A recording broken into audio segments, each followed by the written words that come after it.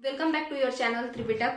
तो आज हम लोग फिर से जीके जीएस का ही क्वेश्चन आंसर सीरीज लेकर के आए हैं। आप देख सकते हैं और लिखा तो नहीं यहाँ पे जा सकता है, तो हम ये करते हैं, देखिए हम लोग 15 क्वेश्चन पर वीडियो 15 से 20 क्वेश्चन करते हैं और ऐसा कुछ वीडियो हम एक दिन में डालने का कोशिश करेंगे। ठीक है, चलिए शुरू करते हैं। अगर वीडियो पसंद आए तो वीडियो को लाइक कर दीजिएगा, सब्सक्राइब वगैरह ये सब क्या क्या करना है वो तो आप लोग को पता ही है। चलिए तो क्वेश्चन अब आपके पास हम लेकर के आते हैं। तो देखिए सबसे पहला क्वेश्चन जो आप लोगों के लिए है, क्वेश्चन नंबर 1 है। ये क्वेश्चन हिस्ट्री से है। क्वेश्चन नंबर 1 कहता है कि जब मुगल साम्राज्य था, है ना, तो मुगलों के जमाने में सबसे समृद्ध जो इलाका था, जो सबसे समृद्ध राज्य था, वो कौन था। ठीक है, क्वेश्चन नंबर 1 आपके पास क्या है कि मुगलों के जमाने में सबसे समृद्ध इलाका कौन था। ठीक है, तो बताइएगा आप खुद से। तो यहाँ पे जो आंसर होगा कि मुगलों के जमाने में जो सबसे समृद्ध राज्य था वो था बंगाल। ठीक है, तो पहला क्वेश्चन का आंसर है आपके पास बंगाल। ठीक है, एक क्वेश्चन तो हुआ। अब आप खुद ही सोचिए, इस पे 2 मिनट का एक्सप्लेनेशन सुन लीजिए। तो इसमें आप खुद सोचिए, बंगाल को ही लेकर के इतना ज्यादा क्यूरियोसिटी मुगलों के, ये अंग्रेजों के बीच में क्यों था, है ना। तो इसका कारण ये है, हम ऐसे ही नहीं कह सकते है ना कि समृद्ध था। क्यों था, क्यों इसी को कहा जा रहा है, क्योंकि पूरे भारत का तो छोड़िए, भारत जिस महादेश का हिस्सा है यानी एशिया का, पूरे एशिया से जो यूरोप सामान जाता था ना उसका 60%, ठीक है, यूरोप में जितना भी सामान जाता था पूरे एशिया से, पूरे महादेश से, उसका 60% एक जमाने में केवल और केवल बंगाली सामान हुआ करता था। ठीक है, केवल और केवल कौन सा सामान हुआ करता था, बंगाली सामान। पूरे एशिया का 60% सामान जो होता था वो बंगाल का होता था, जो यूरोप में बेचा जाता था। उसको हम क्या कहेंगे, यूरोप निर्यात किया जाता था, और अगर इंग्लिश में कहें तो एक्सपोर्ट किया जाता था। क्या यहां तक का क्लियर है, क्या यहां तक का क्लियर है पहला क्वेश्चन। अच्छा, तो दूसरा क्वेश्चन हम लोग शुरू करते हैं अब। ठीक है, क्वेश्चन नंबर 2। क्वेश्चन नंबर 2 आपके पास कहता है कि क्वेश्चन नंबर 2 आपके पास कहता है, देखिएगा ये क्वेश्चन है कि अंतिम हिंदू सम्राट गुजरात का, कहां का, गुजरात का अंतिम हिंदू शासक या हिंदू वंश कौन सा था। क्या आपको पता है ये क्वेश्चन का आंसर कि गुजरात में जो अंतिम हिंदू सम्राट था या जो अंतिम हिंदू वंश था वो कौन सा था। तो इसका आंसर है बघेल वंश। अब इस पे थोड़ा सा हम लोग चर्चा कर लेते हैं। ठीक है, तो क्वेश्चन नंबर 2 का जो बघेल वंश है उसमें ये है कि ये जो बघेल वंश के लोग थे, अच्छा शासक कौन था अंतिम हिंदू सम्राट, कर्ण द्वितीय। ठीक है, शासक कौन था, अंतिम हिंदू सम्राट ऑफ गुजरात कौन था, कर्ण द्वितीय। अंतिम हिंदू वंश कौन सा था, बघेल वंश। ठीक है, तो आखिर गुजरात में इस्लामाइजेशन यानी कि मुस्लिमों का शासन लेकर के कौन आया, खिलजी, अलाउद्दीन खिलजी। तो ये क्वेश्चन आपका ये भी है। तो आप एक बात और बताइए, जो साउथ इंडिया का अभियान शुरू हुआ था, खिलजी जो अभियान चलाया था दक्षिण भारत हड़पने का, क्या खिलजी खुद से कूदता हुआ चला गया था लड़ने, ऐसा बात नहीं है। वो किसको भेजा था, वो कफूर को भेजा था, मलिक कफूर को। ठीक है, और मलिक कफूर को हम लोग क्या कहते थे, 1000 दिनारी हिजड़ा के नाम से ये जाना जाता है, मलिक कफूर। क्योंकि इसको, ये ट्रांसजेंडर था मलिक कफूर, और इसको 1000 दिनार दे करके खरीदा गया था। ठीक है, अलाउद्दीन का एक सेनापति था नुसरत खान, वही इसको खरीदा था और इसका नाम था, इसीलिए इसको 1000 दिनारी हिजड़ा के नाम से भी जाना जाता था। और मलिक कफूर ही गया था, कहाँ गया था, गुजरात जीतने के लिए। तो ये तो क्वेश्चन नंबर 2 हो गया। इसके बाद आप लोग बताइए क्वेश्चन नंबर 3 अगर हम देखें तो क्वेश्चन नंबर 3 आपके पास है, सन्यासी विद्रोह की शुरुआत कब हुई। क्वेश्चन नंबर 3 है आपके पास, सन्यासी विद्रोह की शुरुआत कब हुई। ठीक है, टोटल 15 से 20 क्वेश्चन हम लोग जरूर करने का कोशिश करेंगे। ठीक है, तो सन्यासी विद्रोह की शुरुआत जो हुई है ना, वह 1770 ईस्वी में हुई है। कब हुई है, 1770 ईस्वी में हुई है, ठीक है। और ये जो खत्म हुआ है ना वो 1820 ईस्वी में इसका जो है दमन हुआ है। दमन करना माने इसको बैन करना, कुचल देना, ये जो है अब मतलब सन्यासी विद्रोह को खत्म करना, ठीक है, सप्रेस कर देना। सप्रेशन कब हुआ सन्यासियों का? 1820 ईस्वी में। शुरुआत कब हुआ? 1770 ईस्वी में। अब आपसे पूछ सकता है कि क्वेश्चन नंबर 4 देखिए, पूछ ये सकता है कि सन्यासी विद्रोह की चर्चा कौन से उपन्यास में करी गई है? सन्यासी विद्रोह की चर्चा, ये सन्यासी विद्रोह का है, सन्यासी विद्रोह, सन्यासी विद्रोह की चर्चा कौन से उपन्यास में करा गया है बताइए जरा। तो उपन्यास का नाम है, उपन्यास का नाम आप लोग बताइए, आनंद मठ, ठीक है, आनंद मठ। अब दूसरा बात, यहाँ पे कुछ क्वेश्चन सुनिए, देखिए, सन्यासी विद्रोह की चर्चा जो है या सन्यासी विद्रोह से प्रेरित कौन सा उपन्यास है? तो वो है आनंद मठ। तो ये तो क्लियर है। आनंद मठ क्वेश्चन देखिएगा, ये 5वां क्वेश्चन आप लोग समझ लीजिएगा कि आनंद मठ कौन से भाषा में लिखा गया है? बंगाली में, ठीक है। तो इसका अंग्रेजी में अनुवाद जो किए थे जूलियस नाम के एक इंसान थे, जूलियस लीपर ऐसे करके नाम था। तो आप लोग सिर्फ जूलियस याद रखिएगा, उससे भी आपका वनडे एग्जाम में काम चल जाएगा, ठीक है। तो आनंद मठ जो है वो बंगाली में लिखा गया था। तो ये हो गया आपका क्वेश्चन नंबर 5, है ना। और इसके बाद आप लोग देखिए, अगर आनंद मठ के बाद तो क्वेश्चन नंबर 6 ये कहता है कि वंदे मातरम जो हमारा क्या है, वंदे मातरम क्या है? राष्ट्रीय गीत है हमारा, है ना। वंदे मातरम हमारा राष्ट्रीय गीत है। इसको आप ये नहीं कह दीजिएगा कि ये राष्ट्रगान है। गाना और गीत में अंतर है हमारा। गीत जो है वो है वंदे मातरम और राष्ट्रगान जो है वो है जन गण मन। तो वंदे मातरम जो कि हमारा राष्ट्रीय गीत है, ये कौन से उपन्यास में लिखा गया है? तो उसका आंसर है आनंद मठ। उसका क्या आंसर है? आनंद मठ। तो ये हो गया आपका 6ठा नंबर का क्वेश्चन। अब आगे देखिए, वंदे मातरम जो कि राष्ट्रीय गीत है उसको आनंद मठ में लिखा गया है। सब चीज ठीक है, बट 7 नंबर क्वेश्चन पूछ रहे हैं हम आपसे कि आनंद मठ किसने लिखा है? आनंद मठ किसने लिखा है? तो नाम है बंकिम चंद्र चट्टोपाध्याय। इन्हीं का नाम है बंकिम चंद्र चटर्जी। तो या तो आप चटर्जी कहिए या चट्टोपाध्याय कहिए, जो भी है। तो बंकिम चंद्र चट्टोपाध्याय ने ही आनंद मठ लिखा है। किस भाषा में लिखा है? बंगाली में। अंग्रेजी अनुवाद किसने किया? जूलियस ने, ठीक है। तो ये हो गया आपका क्वेश्चन नंबर 7। तो अभी तक हम लोग 7 क्वेश्चन देख चुके हैं। अब आगे बढ़ेंगे और कुछ समझने का कोशिश करेंगे। एक बात बताइए, वंदे मातरम से एक क्वेश्चन हम लोग ले लेते हैं, ठीक है, कोरिलेट करके हम लोगों को देखना होगा। तो वंदे मातरम का क्वेश्चन इधर लेते हैं, क्योंकि यहाँ पे जो है, एक सेकेंड इसको हम इरेज कर ले, क्योंकि पता नहीं पीछे दिख रहा होगा या नहीं, क्योंकि पीछे कोई बैठा हुआ नहीं है। एक सेकेंड रुक जाइएगा। तो आप बताइए कि वंदे मातरम को कब गाया गया? कांग्रेस के किस अधिवेशन में वंदे मातरम को गाया गया था?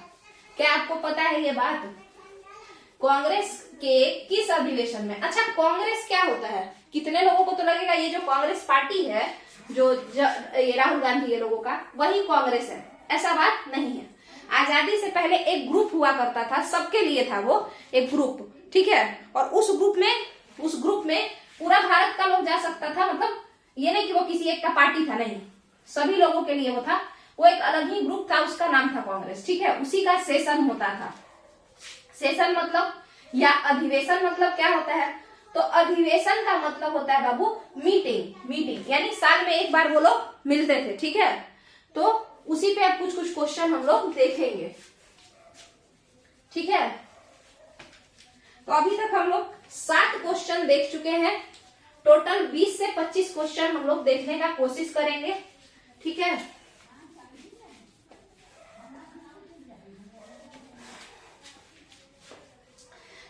शुरू करते हैं। तो आप बताइए कि ये जो आनंद मठ है उसमें वंदे मातरम लिखा हुआ है। वंदे मातरम क्या है? हमारा राष्ट्रीय गीत है। ठीक है, अब एक और क्वेश्चन कि आनंद मठ क्या है? उपन्यास है या कोई स्टोरी का बुक है? तो वो उपन्यास है, नोवेल है। ठीक है, चलिए तो अब स्टार्ट करते हैं कुछ और बात।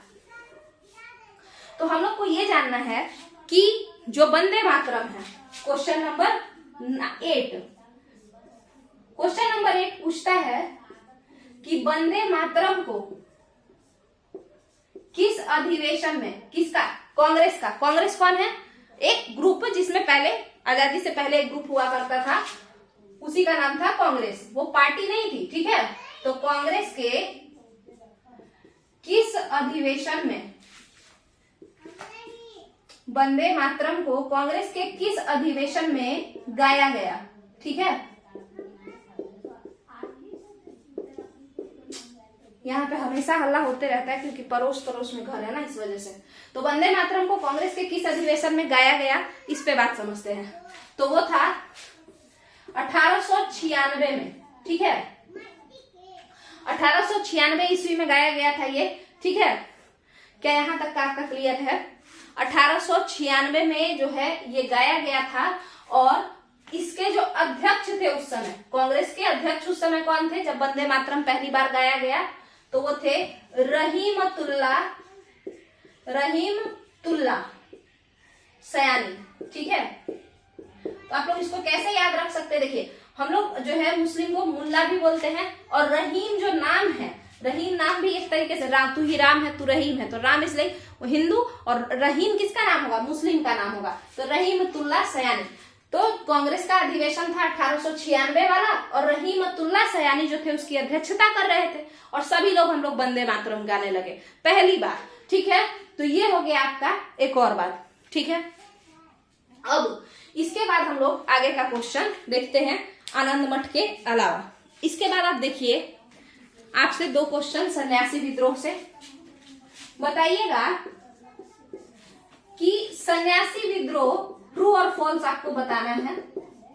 सन्यासी विद्रोह एक अहिंसक विद्रोह था। अहिंसक मतलब इसमें किसी तरीके का लड़ाई झगड़ा नहीं हुआ था। ठीक है, यह एक अहिंसक विद्रोह था। ठीक है, और आपके पास एक और क्वेश्चन है, वो भी जरा देख लीजिए, इसका ट्रू फॉल्स बताइए। कि एक आंदोलन है बिहार का, 1914 में हुआ है, बिहार का ये आंदोलन है। बेसिकली अब झारखंड का है, उस समय बिहार आप ले सकते थे 2000 ईस्वी तक। तो ताना भगत आंदोलन एक हुआ था, ये आदिवासियों का आंदोलन था। 1914 ईस्वी में ये हुआ था, 1914 में। तो ताना भगत आंदोलन एक अहिंसक विद्रोह था या अहिंसक आंदोलन था। अहिंसक मतलब क्या होता है? अहिंसक का मतलब होता है झगड़ा नहीं होगा। ठीक है, झगड़ा नहीं होगा। तो देखिए, इसमें से आपको दोनों का आंसर देना है। ट्रू फॉल्स है कि सन्यासी विद्रोह एक अहिंसक विद्रोह था। अहिंसक मतलब झगड़ा नहीं हो रहा है, नॉन वायलेंट है। ठीक है, तो क्या सन्यासी लोग लड़ाई करेंगे क्या? बताइए इस हिसाब से। तो ये गलत है। और ताना भगत आंदोलन, देखिए यहाँ पे बड़ा ध्यान से सुनिए। सन्यासी विद्रोह जिसको कि कौन कर रहा है? नाम से लग रहा है जैसे कोई सन्यासी कर रहा है ना, सन्यासी इंसान कर रहा है। तो वो झगड़ा कर सकता है? नहीं। मगर आपको पता है सन्यासी विद्रोह एक हिंसक विद्रोह था, इसमें खूब मारा पीटी किया सब। ठीक है, कारण ये है कि इसमें कुछ लोग ऐसे थे जो साधु संत टाइप के थे, क्योंकि तीर्थ यात्रा पर प्रतिबंध लगाया गया था 1770 में, तभी सन्यासी विद्रोह की शुरुआत हुई थी। ठीक है, और आपको पता है सन्यासी विद्रोह के होने का कारण क्या था? 2 कारण था। पहला तो कि तीर्थ यात्रा पर प्रतिबंध लगा दिया गया था। ठीक है, बैन कर दिया गया था। दूसरा एक और कारण था, बंगाल में भीषण अकाल पड़ा था, फमाइन आ गया था। फमाइन को हम लोग अकाल कहते हैं, और प्योर हिंदी में अगर कहें तो दुर्भिक्ष कहते हैं। ठीक है, ये मुख्यतः 2 कारण थे सन्यासी विद्रोह का। ठीक है, इसके अलावा सन्यासी विद्रोह में केवल साधु संत टाइप लोग नहीं थे और किसान टाइप। जो लोग मराठा सैनिक में या कभी मैसूर के सैनिक के तौर पर काम किए थे, राजपूतों के यहाँ काम करते थे, वो सारे लोग जिनको अब पावर में नहीं थे, यानी कि पहले तो सेना में थे बट अब उनका जॉब छूट गया था अंग्रेजों के आने के बाद, वे सारे सैनिक, वो लोग भी सन्यासी विद्रोह के मेंबर थे। वो लोग लड़ते थे, यानी तलवार गणासा ये सब लेकर के हम लोग मारा पीटी किए सन्यासी विद्रोह में 1770 से 1820 तक। ठीक है। और देखिए ताना भगत आंदोलन क्या था, कब हुआ बताइए? 1914 में हुआ, 1914 में हुआ, है ना। अगर पूरा डेट जानना चाहे तो 21 अप्रैल 1914 कहता है।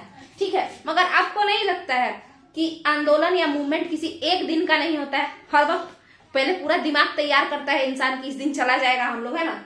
और आपको पता है ये लोग सन्यासी थे। ठीक है। इसका लीडर कौन था ताना भगत आंदोलन का? बिहार बीपीएससी टीआरई वाले बताइए। जतरा भगत। ठीक है। ताना भगत आंदोलन के लीडर कौन थे? जतरा भगत। तो आपको यहाँ पे ये क्वेश्चन नंबर 11 हो गया। अब ताना भगत आंदोलन के लीडर तो जतरा भगत थे, मगर क्वेश्चन पूछ सकता है इसमें और कौन कौन लोग थे। तो देखिए एक नाम था सीबू, एक नाम था माया, एक नाम था दोबिया। ठीक है। ये 3 और ये 1, ये 4 नाम जो है वो इंपॉर्टेंट है। कैसे वो समझाते हैं। देखिए क्वेश्चन ऐसे पूछ सकता है कि इनमें से कौन ताना भगत आंदोलन के नेता या ताना भगत आंदोलन के एक इंपॉर्टेंट लीडर रहे हैं। तो आप ये चारों ही कहेंगे, मगर ऑप्शन में अगर ऐसा रहे कि भाई ताना भगत ये सब तो ठीक है, यहाँ पे हम सिद्धू भी लगा दें और कान्हू भी लगा दें। ठीक है। सिद्धू और कान्हू। तो अगर हम ये कह दें कि भाई ये चारों पांचों लोग हैं और आपको चुनना है कि ताना भगत वाले कौन नहीं है, तो हम कहेंगे कि ये दोनों आंसर सही होगा। क्यों? क्योंकि हम पूछ रहे हैं, क्वेश्चन एग्जाम में पूछ रहा है कि इनमें से कौन से नेता ताना भगत आंदोलन के नेता नहीं है। तो सिद्धू और कान्हू संथाल रिवॉल्ट से रिलेटेड है, ताना भगत से रिलेटेड नहीं है। ठीक है। अब मेरा जो क्वेश्चन था कि ताना भगत आंदोलन एक अहिंसक विद्रोह था, यानी इसमें लड़ाई नहीं हुआ था, तो आपको बता दें कि ये बात तो सच है कि ताना भगत आंदोलन कर्मी जो थे वो ट्राइबल थे, वो कोई पढ़े लिखे बड़ा ही पॉश इलाका में रहने वाले इंसान नहीं थे, वो लोग आदिवासी थे। इसके बावजूद भी ताना भगत आंदोलन कर्मी जो थे उन्होंने संविधान का सहारा लिया, नियम कानून का सहारा लिया। संविधान मतलब उस जमाने का जो नियम कानून था, क्योंकि उस समय तक तो हमारा संविधान बना नहीं था। ठीक है। तो नियम कानून का सहारा लेकर के पत्राचार करके जो है अपना विरोध किए थे, संवैधानिक ढंग से विरोध किए थे। ये लोग लड़ाई नहीं किए थे, हथियार नहीं उठाए थे। तो आपको ये याद रहेगा, उल्टा है ना, ये ट्राइबल है, इसके बावजूद भी ये हथियार नहीं उठाए। और ये लोग जो है कोई सैनिक था, कोई किसान है ना, तो उसके बावजूद भी ये लोग झगड़ा किया, हथियार उठाया। ठीक है। अब एक और बात बताइए, ताना भगत तो क्लियर होगा मेरे हिसाब से। एक और क्वेश्चन है ताना भगत से, और ये क्वेश्चन पूछता है ना, ये क्वेश्चन बीपीएससी का है, जो कि बीपीएससी टीआरई में पूछ सकता है। देखिएगा कि ताना भगत आंदोलन कर्मी जो थे वो किससे इन्फ्लुएंस थे? ताना भगत जो आंदोलन कर्मी थे किससे प्रभावित थे? बताइएगा, वे किससे प्रभावित थे, ये क्वेश्चन है। तो आंसर है इसका कृष्ण वल्लभ सहाय। ठीक है। वो किससे प्रभावित थे? कृष्ण वल्लभ सहाय। ठीक है। कृष्ण वल्लभ सहाय। इसके अलावा हमारे यहाँ एक इंसान थे लाल हेम्ब्रम, ये भी झारखंड के थे, बट उस बिहार जीके में पूछता है, मतलब बीपीएससी में पूछेगा। तो लाल हेम्ब्रम एक ऐसे इंसान थे, ये ताना भगत वाले किससे इन्फ्लुएंस थे? कृष्ण वल्लभ सहाय से, और प्लस में राजेंद्र प्रसाद से। ठीक है। भारत के प्रथम राष्ट्रपति कौन है? ये यही है, राजेंद्र प्रसाद। ठीक है। तो इन दोनों से ये लोग बहुत ज्यादा प्रभावित थे, ताना भगत वाले। ताना भगत वाले मतलब जतरा भगत, सीबू, माया, दोबिया। ठीक है। अब सुनिए एक और क्वेश्चन। इसका मतलब है कि जो कृष्ण वल्लभ सहाय है वो कैसे लीडर है, वो मॉडरेट है, मतलब कोई, या एक्सट्रीमिस्ट है। मॉडरेट मतलब होता है शांत विचार वाले, नरम दल और गरम दल। तो क्या वो नरम दल के हैं या गरम दल के हैं? कृष्ण वल्लभ सहाय जिनको ताना भगत वाले अपना गुरु मानते हैं वो नरम दल के हैं या गरम दल के हैं? तो जाहिर सा बात है कि वो मॉडरेट हैं, क्योंकि ताना भगत वाले खुद भी तो केवल राइटिंग वगैरह पे बिलीव करते थे। लड़ने का तरीका उनका पेन हुआ करता था, तलवार नहीं हुआ करता था। देखिए एक अच्छा सा ये है कि pen is mightier than sword. तलवार का ताकत से ज्यादा जो है क्या है, ज्यादा शक्तिशाली किसकी ताकत है? तलवार की ताकत से ज्यादा शक्तिशाली कलम की ताकत है। तो ऐसा बिलीव करते थे मॉडरेट्स, या आप कह लीजिए कि ऐसा बिलीव करते थे कौन लोग? जो नरम दल के लोग थे, कृष्ण वल्लभ सहाय टाइप के लोग, है ना। तो ये हो गया। अब देखिए कुछ ऐसे भी तो लोग थे जिन्होंने हथियार का भी सहारा लिया, क्योंकि दोनों चीज जरूरी है। जहां पे प्रेम से बात बन जाए वहां पे प्रेम से बन जाए, और जब नहीं बने तो पीटना भी जरूरी है। तो कुछ ऐसे भी लोग हुए। उसमें से एक तो हमारे हुए आजाद हिंद फौज के निर्माण करता। तो अब आप बताइए, क्वेश्चन नंबर है 13। क्वेश्चन नंबर 13 है, आजाद हिंद फौज का निर्माण कब हुआ? क्वेश्चन है, आजाद हिंद फौज का निर्माण कब हुआ? बताइए। 1942 में, 1942 में। देखिए इसको कैसे याद रखना है? देखिए फ से फौज और फ से ही क्या होता है? 42। फ से फौज, फ से 42। तो आजाद हिंद फौज का निर्माण हुआ है 1942 में। ठीक है, अब इसके निर्माण कर्ता कौन है? आप लोग बता सकते हैं। आजाद हिंद फौज के, ये आपका 14 नंबर का क्वेश्चन हो गया। आजाद हिंद फौज के निर्माणकर्ता कौन है? बताइए। तो उनका नाम था बोस, सुभाष चंद्र बोस। ठीक है। वही आजाद हिंद सरकार के निर्माणकर्ता कौन है अगर कोई पूछेगा तो आप कहिएगा कि वो है रास बिहारी बोस। अब जैसे देखिए इसको याद करने में कंफ्यूजन होगा, तो इसको ऐसे याद कीजिएगा। देखिए इसको गलत सेंस में मत लीजिएगा। रास बिहारी बोस नाम है ना, तो अब सरकार क्या करता है? सरकार केवल मतलब ऐश करते रहता है ना, यानी रास लीला में लगा रहता है ना, ऐश करते रहता है। और जो फौजी होते हैं वो लोग क्या करते हैं? फौजी जो होते हैं वो सुभाष चंद्र बोस की तरह लड़ाई करते हैं, है ना। वो ड्रामा में नहीं रहते हैं, वो नौटंकीबाजी में नहीं रहते हैं, वो लड़ाई में रहते हैं, है ना, यानी कर्तव्यनिष्ठ होते हैं। तो ऐसे याद रख लीजिएगा कि आजाद हिंद सरकार कैसे है? रास बिहारी बोस बनाए हैं। ठीक है, सरकार है उसमें तो वो रास कर रहा है ना, यानी लीला, रास लीला। और फौज जो है 1942 को 42 ना कह के 42 कहिएगा, याद रहेगा उससे। फ से फौज, फ से 42।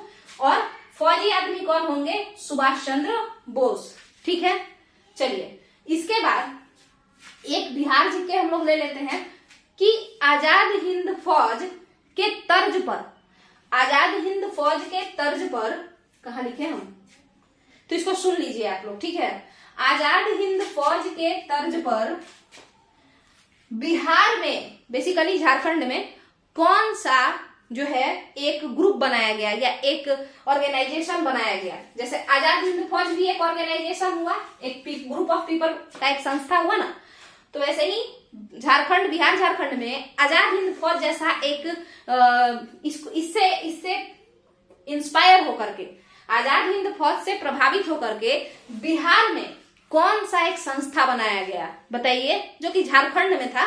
ठीक है, उस जमाने का बिहार था वो, तो उसका नाम था, यहां देख लीजिए, यहां देख लीजिए, यहां देशोद्धारक दल, देशोद्धारक दल। इस देशोद्धारक दल के निर्माणकर्ता कौन हुए? बताइएगा। क्वेश्चन नंबर हो गया ये 14 आपका। देशोद्धारक दल किसके तर्ज पे बना है? आजाद हिंद फौज के तर्ज पे बना है। तो जाहिर सा बात है कि देशोद्धारक दल वाला जो भी बनाए हैं इसको, यानी देशोद्धारक दल को जो बनाए हैं वो सुभाष चंद्र बोस के डाई हार्ट फैन होंगे।